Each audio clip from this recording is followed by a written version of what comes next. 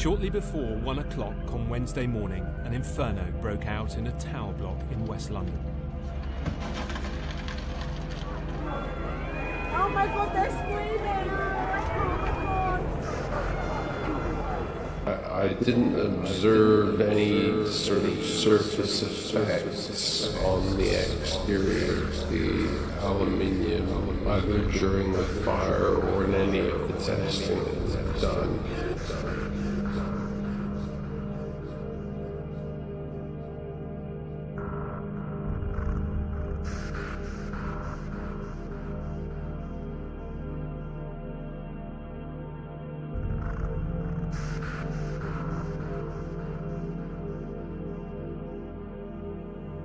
Now, I've just put the telly on. I never normally watch it. Never watch the BBC, not these scumbags. Right, ever. But this just shows you what's going on. This just shows you, right? The flames had moved into the combustible cladding outside the tower and were spreading up and down the building.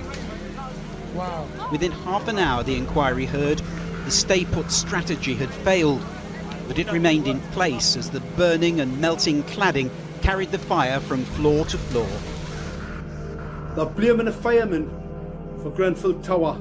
The smart meter fire that the government decided to fit, untested, unregulated, without surge arresters, setting fire to those buildings and killing them people. We're stuck on the 23rd floor! Hello! مكان في لندن فين؟ There's too many people stuck upstairs! Rania and her 2 children are among those who are officially listed as missing.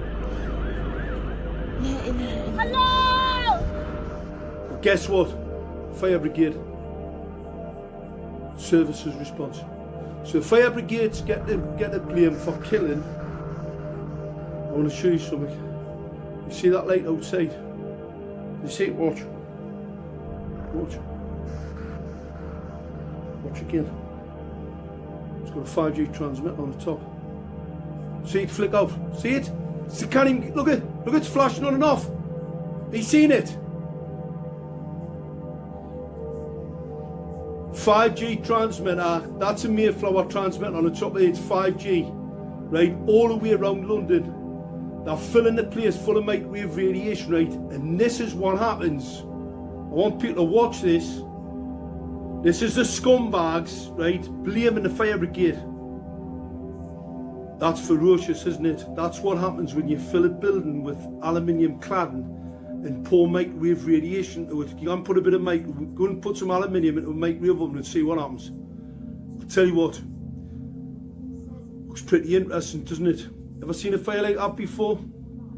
Right, well that's what happens when you fill a building full of microwave radiation, right? And then what they want to do, right, gag the people that live there. It's in the Telegraph today. They're going to gag them before they can show them the report. And guess what? Let's just blame the fire brigade. Are you lot going to wake up to the crap that these lot, I mean, it's unbelievable, unbelievable. The 5G Grenfell Tower, and it's the fire brigade's fault. 75 people dead. That's the bodies they found. The ones that didn't find were vaporized loonies. That's what happens when you fill a building full of microwave radiation. Smart, secret militarized armaments and residential technology where they're pumping microwave radiation in breach of the law or the standards into your home. The aluminium is there and is providing some protection to the underlying combustible materials. So that's true for the ACM. It's also true for the Celotex and the Kingspan insulation products. It's true for the window infill panels, all of which have aluminium skins of various thicknesses. So it's important to understand the extent to which those protective layers will have remained in place. You've got a few of them. Multiple occupancy, believe us, is in serious trouble. They're just waiting to pull the trigger. Wake up. Let me just have another little look. Let's just have another look, right, at that fire, right, because I'll like to see this, right, so people can just see for themselves what happened. Watch again. That's a 5G fire inferno, same in South Korea.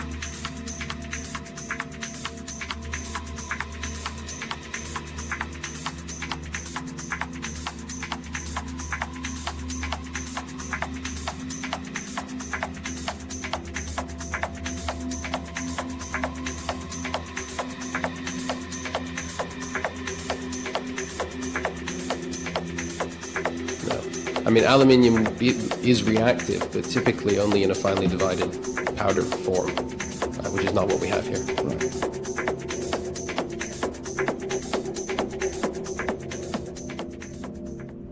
Look at it.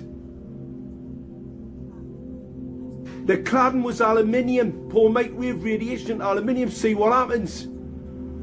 People need to wake up. Look at it. I suppose the question really is that at what temperature would you expect these windows to deform sufficiently to fall out? A very difficult question to answer because it depends on the nature of the fixings, the way they're held in there, the loads that they're subjected to, the restraining forces that the structural frame imposes back on them, given that the window frames are trying to expand more than the concrete that they're attached to. So that's an extraordinarily difficult question to answer. Right. And there's certainly no evidence that these windows, the window frames were falling out of the building that I'm aware of as the fire was spreading. Thank you. Unbelievable.